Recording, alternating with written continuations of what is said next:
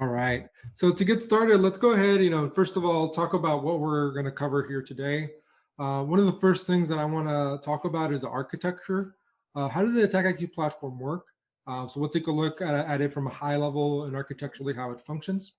After that, we want to talk about security technologies. The important thing about testing is recognizing and identifying what security controls and technologies we have in place, because that's going to help us decide what it is that we want to test and verify.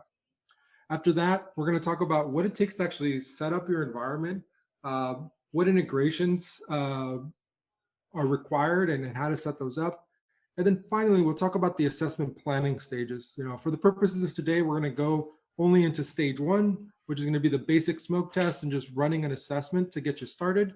But in future sessions, we'll actually talk about a little bit more from the perspective of how to plan a more complex set of assessments. So let's jump right in and start off first and foremost by talking about the architecture. Here we have the general architecture of the AttackIQ platform, and right there in the middle, we have the web management UI.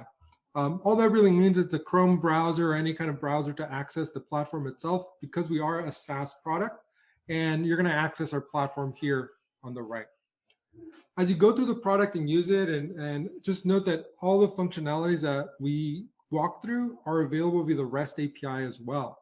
That's the whole point of employing a technology such as this, which is taking advantage of the automation that comes along with it. And just want you to know that that's a core functionality that you'll see here at AttackIQ. Now, once in the platform, there's going to be two components that you need to deploy in order to get started. First of all, the agents, which are the way that we actually generate behavior. We'll talk about that here in a second. And then the integration manager. We don't just want to show you where there's gaps.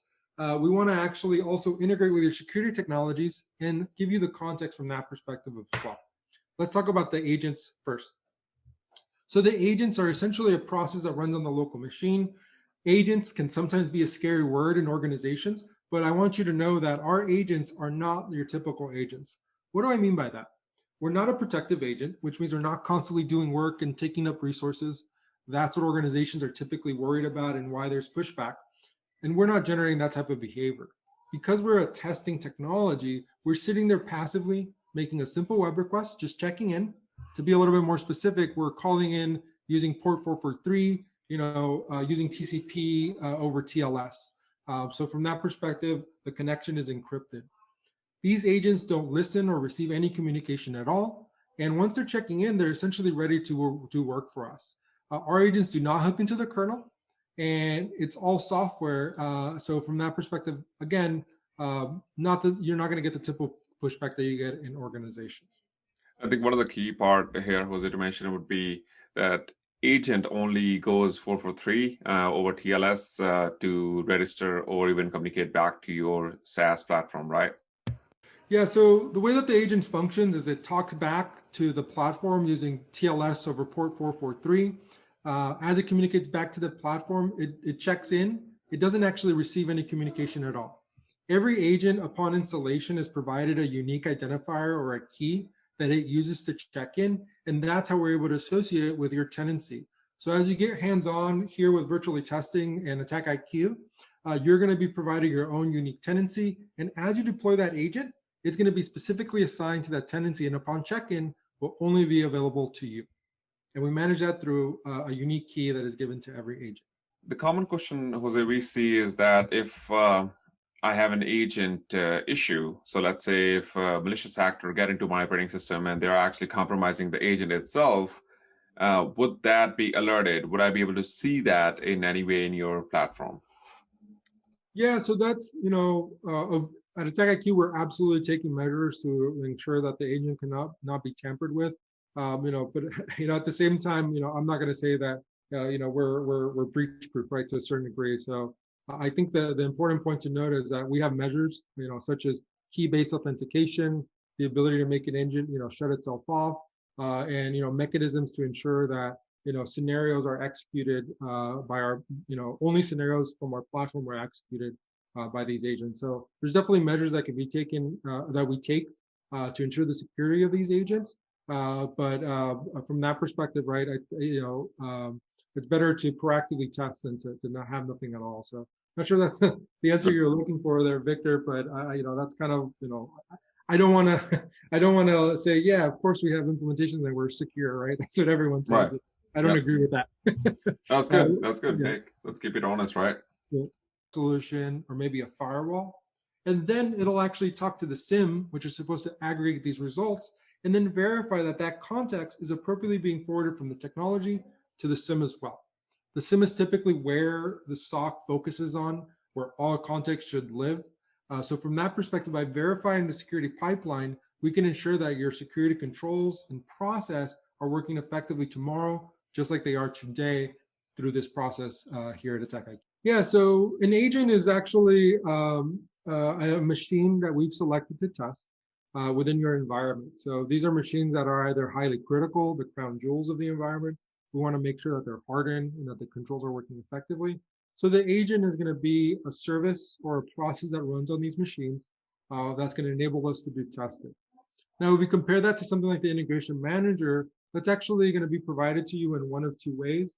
You can install it on a Linux machine, or we actually provide you an OVA, which is a virtual appliance that actually runs. And because we're integrating with a number of technologies and the workload is heavier, this is why we've had to create a dedicated machine for the integration manager to help facilitate this process. As an organization, we test in production environments, and that's not workloads that we want to put on a local user's machine. We want to do that separately, and that's why we specifically created this process called the integration manager to help facilitate that for us. All right, and then if there's no other questions about the architecture, we can move on. And then here, we typically, before we start testing, we want to get an understanding of what are the security controls that I have in place within my environment. Specifically out of those security controls, which ones are most important to me as an organization, and which ones, finally, do I have access to? You may have, for example, a content filter, but that may be managed by a completely separate department. So, the planning stages of actually conducting assessments, one of the places that it starts is by defining the security controls. We'll talk about that a little bit more later in other conversations where we're focused more on the testing piece. For the purposes of today, recognizing the security controls that we have in place so that we can actually integrate with them in the future is the important part to recognize at this point. So we have a firewall that we want to verify. Maybe we have an EDR or an antivirus that we want to confirm is working correctly. Let's take note of those so that we can actually integrate with those in the future when you actually get to the deployment phase yourself. So really nothing for you to do here at this point, but here are the different types of technologies that we may or may not want to work with. So take a little bit of time now to select which ones you'd want to target. Something like a SIM. I know that you're working with Splunk as an example is probably going to be a great starting point so that we can actually plan for the next phase, which is actually deploying these integrations. And it's also going to help us define what is it that we want to test. There's no point in running a DLP scenario if you know that there's no DLP solution in place. With that said, unless the objective is to showcase that there's a gap there, then it might make sense. But for the purposes of getting started, let's test what we know we have controls for before we start showcasing where we have gaps outright. And where would someone go and look at it? Let's say if some organization still using ASA or any other vendor, where would they go and look at it? What do you support? What vendors do you support? Yeah, so AttackIQ supports vendors across the board here. You can either go to our preactive security exchange on our website at attackiq.com, or in product we also have a number of different integrations available for you to actually integrate with. AttackIQ has a number of different technologies that we integrate with. The preactive security exchange is one place for you to look and see what companies we work with today and the technologies that we're integrating with them. The other way to actually find this out is going directly to the product itself. We'll get to this a little bit later for the purpose of the training today, but I wanted to give you a quick preview here. And as you can see in my environment, I have 4 technologies currently configured and additional ones that are available for configuration as well. So this is going to be your place to come and look and see what integrations are available within the AttackIQ platform. That's definitely a good place for everyone to go look at it, what controls or what security companies or vendors you are using in your organization, and what you can use to test the assessment using AttackIQ platform. Absolutely. So yeah, if you recognize any one of these, The configuration is going to be dependent on each of the individual technologies. Now, in terms of getting a deployment started, one of the first things that we need to understand is what are the agents that we want to deploy within this environment. What I mean by that is, what are the operating systems that I want to test? Specifically, why are those operating systems important to me? And if we have different builds, for example, different builds for an admin versus a non-privileged user or something like that, we can absolutely bring those into the fray, into the testing. And whether it's Windows, Mac, or Linux, the AttackIQ platform supports all of them. So it's definitely important to recognize where it is that we want to test. So let's take note of that here on your end, and we'll come back to actually deploying the agents here shortly. For the purposes of you learning how to use the product, I absolutely recommend that you do things manually. Just go through the installation process yourself. I do want to note that we do support all the major deployment mechanisms, SCCM, Chef, Puppet. You can absolutely deploy our agent through that mechanism. This is a great thing to note, because if you want someone like IT to deploy a technology such as this at scale, it's important that a technology can actually support those kind of mechanisms, because this is how organizations deploy today. So just want to kind of call that out. The last thing to note, we do have communications that are going to talk to the AttackIQ SaaS service. The little star there will actually be specific to your tenant. Upon creating a tenant, you'll have the ability to select the name. And we just want to make sure that the AttackIQ agents that are deployed across your environment are able to successfully communicate to this address. We will be providing you an AttackIQ deployment agent guide that is actually going to provide this context in detail. So no need for you to necessarily jot this down right here. But let's keep this in mind. If we're working in an environment where, say, a proxy is required to talk to the outside world, let's make sure that that proxy is configured, because when we install the agent and it's not talking back, that might be what's going on. The other thing to consider here as well, maybe we have to do an outright exception for this, because at the firewall level, this is being blocked.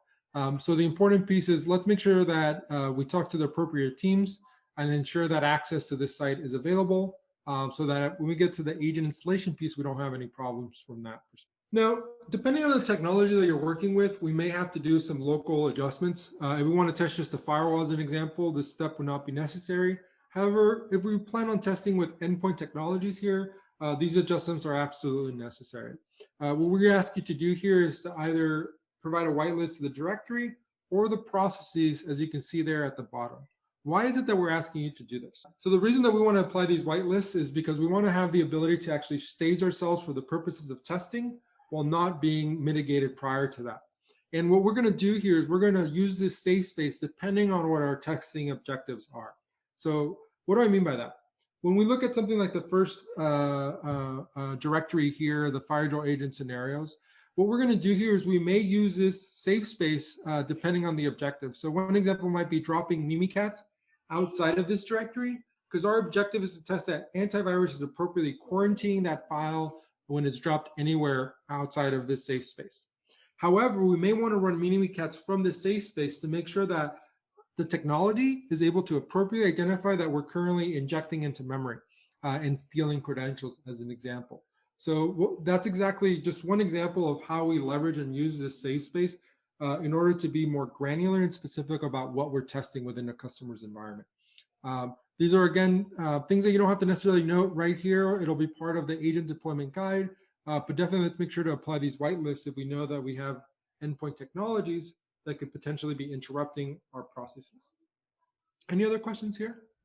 Yeah, so I mean, every AV and this can get really convoluted pretty fast when it comes to whitelisting and making sure that all the network is set up for whitelisting as well. What are the common gotchas when it comes to whitelisting, or one of the common issues AttackIQ you guys see that that someone should keep an eye out for it? Yeah, given that our processes are not, too complicated, I'd say, the common gotchas is, let's just make sure that a lot of these things are actually in place. Especially at large organizations, the issue is going to be, a third party has to actually implement or manage these. So from that perspective, before you do a massive deployment, I think the last thing that I'll say is, starting off with one agent and just testing that it can check in. Doing a smoke test of scenarios, which is what we're going to do today, is going to be your way of not only knowing that the agent is checking in, but then that it's working correctly. So, Yeah, I think Victor. I think nowadays we really, it's basically either the network is blocked or for whatever Right. reason our process is being killed. Is really all that we're dealing with. It's a pretty simple agent. So I don't know what else to add there, but not really running into things other than they forgot to do that third firewall and Right. unblock it there are the kind of things that I typically run into nowadays. So yeah, I don't know what else to kind of add there. I hope that helped out. Yeah, absolutely. Thank you. To the technologies that we talked about, we want to identify which are the ones that we want to target as part of our testing process, because we want to configure those as once we get into the product itself. Before we actually get to the point of setting up integrations, there is going to be a requirement for you to deploy an integration manager. The integration manager could be provided to you either as an OVA, or if you have a local Linux system, we have a nice little one-line command that can be run in order to install this integration manager. What are going to be some of the requirements for the integration manager? They're going to pretty much be the same as the agent itself. So if we've already installed agents and confirmed that communication is possible, assuming the two systems have the same restrictions or access, we shouldn't have any problems from that perspective. The other thing to consider here is we're going to have to talk to the other parties within our organization to get the appropriate service account, API access, credential access that we need for the given technologies. This is going to be very much dependent on the individual technology itself. And AttackIQ provides both in-product documentation. I'll repeat myself here.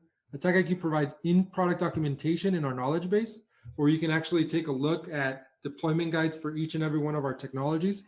And within those, and within that is where you actually find the details of what specific requirements, permissions are required on a per technology basis. So that's something that we want to make sure that we work with the appropriate teams, get the right permissions so that we can actually test and verify things as part of a process with the AttackIQ Integration Manager. If we're taking a look at the Integration Manager, an important thing to consider when deploying the Integration Manager is to ensure that it both has access to talk back to the AttackIQ platform. If you're already in the Integration Manager deployment stage, you've probably already deployed an agent, maybe ran a scenario at this point. That is a good indicator that from a network perspective, the Integration Manager could check in. But the important piece here is that the Integration Manager is here to communicate with your security technologies to verify that they're responding correctly. So an important consideration is when the Integration Manager is deployed, that it can successfully communicate to the security technology itself. If these are SaaS technologies as well, as long as you have internet access, it should be no problem. If you have an on-prem technology such as Splunk for a SIEM, we want to make sure that our deployment is within line of sight. AttackIQ offers two types of deployments. You can take an OVA, spin up the OVA within your environment, and by simply providing it a key, that's all that's necessary in order to deploy and configure the Integration Manager from that perspective. The second option, if you have a Linux system locally that you want to use instead, for those of you that want to install using a local Linux system that you own yourself and do not want to use the OVA, we actually support all the operating systems that you see down here. And by simply copying and pasting this one-line command, we can actually install the Integration Manager within any of the supported operating systems that you see here below. So those are the two options for deploying the AttackIQ Integration Manager process. Okay. So at that point, it doesn't matter if I have a Ubuntu machine in my cloud environment, I can use the command to spin Integration Manager as long as my cloud or that virtual machine has access to my security stack. Is that right? Correct. If you install the Integration Manager where it can't talk to the SIEM, then we can't verify that the SIEM is responding adequately, right? And the other thing I want to make clear as well, let's not use the same machine for the Integration Manager process and the agent as well. It's definitely not recommended, so something that we should avoid as well. So far what we've talked about is the AttackIQ architecture itself and how it functions at a high level. We've talked about the requirements in order to get started with testing. Specifically, what are the security technologies and controls that I want to work with and verify? What are the machines within my environment that I am able to install an agent on? And where do I want to actually deploy the Integration Manager and the requirements in order to do so? With these things out of the way, we can actually start talking about the assessment planning stages, which means, what is it that we actually want to test now that we have everything deployed? For the purposes of the training today, we're going to simply focus on stage one. And what we're going to do is basically just run a simple template assessment. AttackIQ provides a number of template assessments focused on a variety of different use cases. And the objective here is to just do a simple smoke test. Verify that the agent that we just installed and we've confirmed is checking in is working adequately by actually attempting to run just a basic workflow, look at the results, and that'll set us up so that we can do further testing. And we'll talk about planning an entire threat-informed defense testing strategy at another session. But for today, we'll go ahead and do a simple smoke test.